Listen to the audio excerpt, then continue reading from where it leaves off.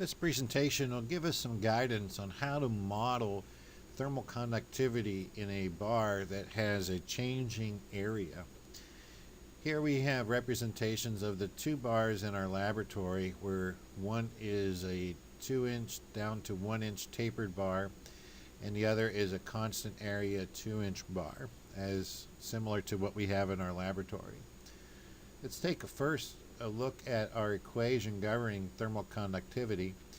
At steady state, we find that the energy divided by the area, known as the heat flux, is equal to a negative thermal conductivity coefficient K times the derivative of the temperature with respect to the linear distance, which we have represented in our diagram as x.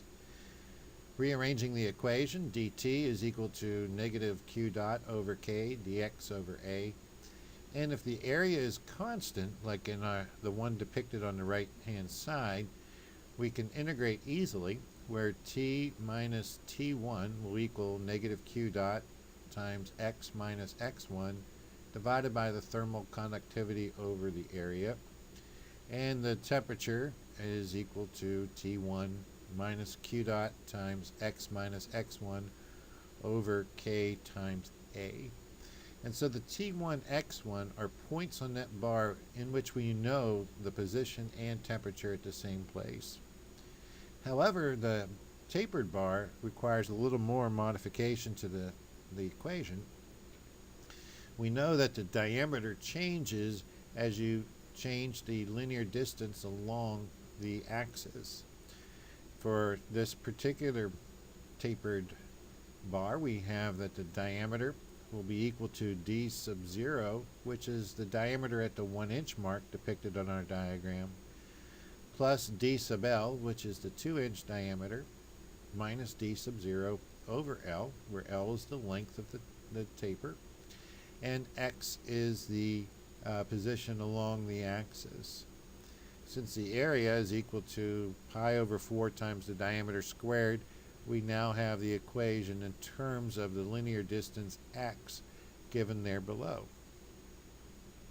Substituting that into our equation, we have a little bit more complicated formula, but something that we can still readily integrate, where the derivative of the temperature is equal to negative q dot times 4 over k times pi times dx divided by the quantity d sub 0 plus d sub L minus d sub 0 over L times x, and that quantity is squared. Now we're going to do a little calculus. Here is our equation that we wish to integrate, given as described in the previous slide. Now we want to use a substitution to help us integrate this a little more easily, and so we have this variable we call u, and that will equal the diameter plus the diameter minus the diameter at the tapered point divided by the length times the distance x. Taking the derivative of u, we find that that will equal dl minus d sub 0 over L times dx.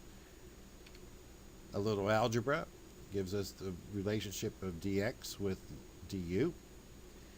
And then we can substitute that into our equation, where we have the derivative of the temperature is equal to some constant, which we call negative alpha, du over u squared.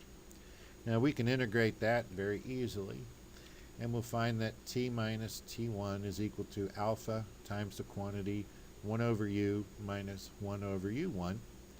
And then rearranging our equation, we have a relationship between the temperature and the value of t sub 1 and minus our alpha times 1 over u1 minus 1 over u. And that will give us our temperature profile with respect to position once we substitute in the values of u1 and u.